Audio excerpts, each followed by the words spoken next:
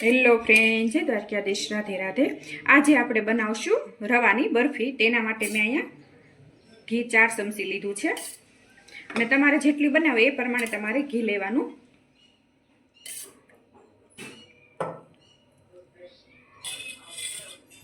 અને અહીંયા મેં 4 થી 5 ચમચી ઘી લીધું છે અને ઘી ગરમ થઈ ગયું છે। તેમાં આપણે 2 ચમચી જેટલો અથવા 3 ચમચી આપણે ચણાનો લોટ ઉમેરશું। જે આપણે રેગ્યુલર આપણે વાપરતા હોય તે જ લેવાનું। તમે બરફી તો બહુ વાર બનાવી છે, પણ એકવાર તમે મારી રીતે બરફી બનાવજો, બહુ સરસ બનશે। અને ચણાના લોટનો કાચો રહે નહીં તેવી રીતે આપણે એને શેકી લઈશું। અને બહુ નથી શેકવાનું, ખાલી એનું કાચાપણું દૂર કરવાનું છે। આપણે આવી રીતે શેકી લઈશું।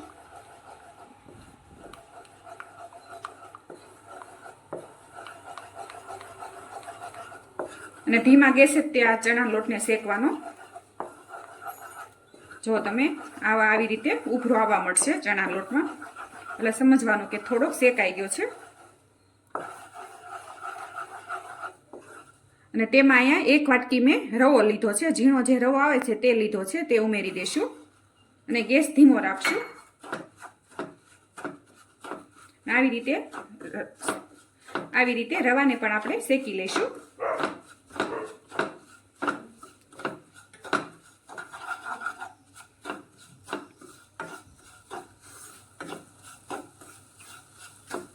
આને કોઈ બ્રાઉન કલર કે એવી રીતે નથી શેકવાનો, ખાલી સુગંધ આવે તેવી જ રીતે શેકવાનો છે।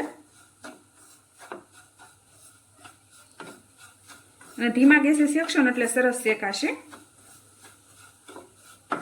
અને સતત આપણે આવી રીતે આપણે હલાવતા રહીશું।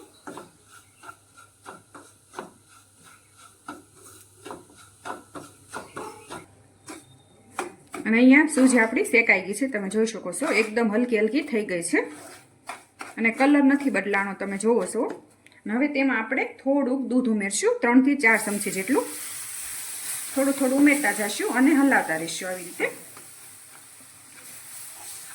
બહુ દૂધ નથી ઉમેરવાનું, 4 થી 5 ચમચી જ ઉમેરવાનું છે।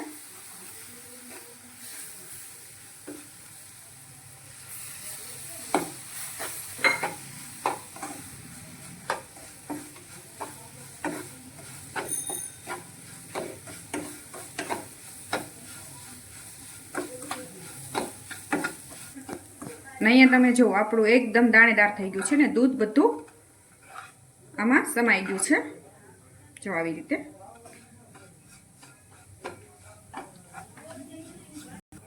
અને તેમાં અડધી વાટકી મિલ્ક પાવડર ઉમેરી દેશું। અને તમારી પાસે મિલ્ક પાવડર ન હોય તો તમે કાજુનો પાવડર કરીને પણ ઉમેરી શકો, તેને પણ આપણે મિક્સ કરી લઈશું આવી રીતે।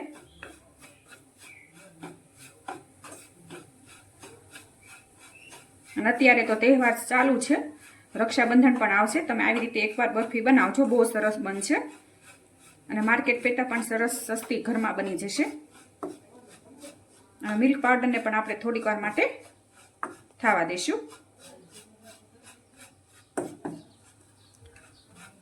જો તમે એકદમ આપણું મિશ્રણ દાણેદાર ને છૂટું છૂટું સરસ થઈ ગયું છે। બસ આપણે આવું જ મિશ્રણ જોઈએ।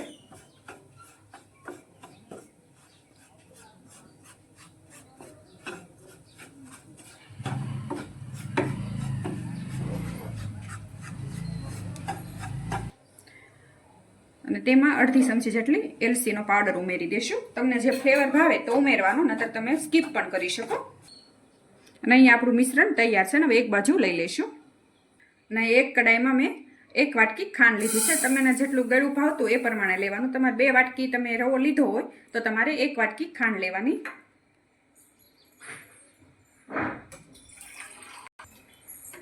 તેમાં અડધી વાટકી જેટલું આપણે પાણી ઉમેરી દઈશું।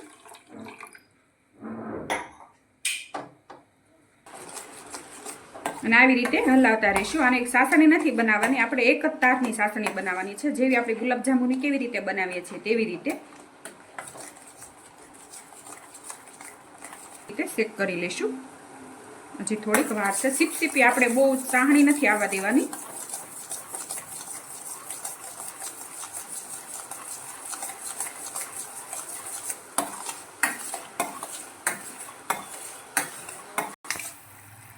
અહીંયા તમે જો આપણી ચાસણી તૈયાર છે. સીપસીપી બહુ નથી બનાવવાની, આવી રીતે હાથમાં થોડીક આપણે સિકાશ લાગે ને તેવી રીતે જ તે બનાવવાની છે. અને હવે ચાસણી જે બનાવી છે તે આપણે આ મિશ્રણમાં ઉમેરી દઈશું. અને ધીમા ધીમા ગેસે આપણે આને મિક્સ કરી લઈશું.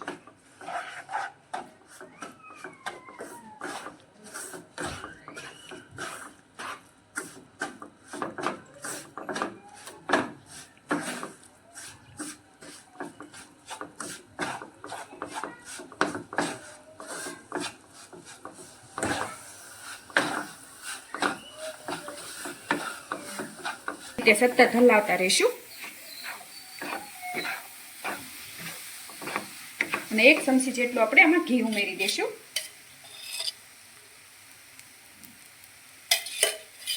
એટલે આપણી બરફી એકદમ સોફ્ટ થાય.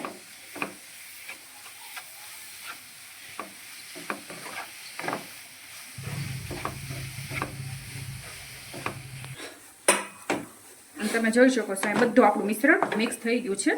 અને આવી રીતે આપણે જોઈ જોઈશું. જુઓ તમે, આવી રીતે આપણે સરસ ગોળી વળે છે એટલે સમજી લેવાનું આપણું આ મિશ્રણ તૈયાર છે.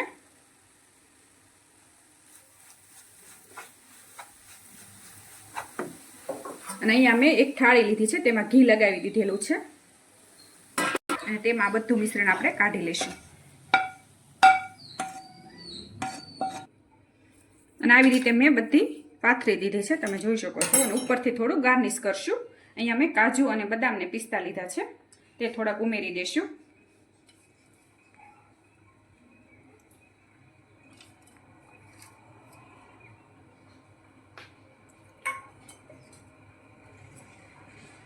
તેને પણ આવી રીતે દબાવી દઈશું.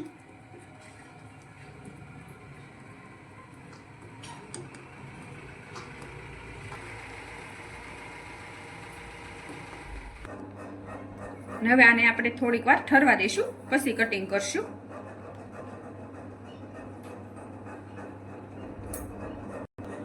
અને અહીંયા જો તમે, આ ઠરી ગયું છે.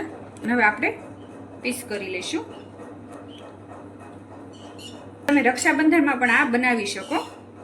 મહેમાન કોઈ ઘરે આવ્યું હોય ને ફટાફટ કાંઈ મીઠાઈ ન હોય તો તમે આવી રીતે બનાવી શકો.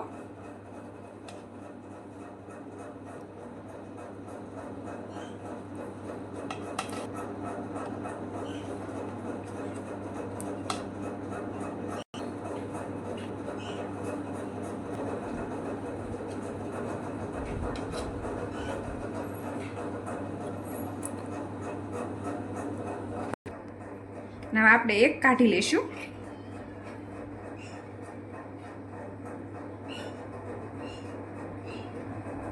જો તમે, એકદમ સરસ બની છે અને એકદમ સોફ્ટ.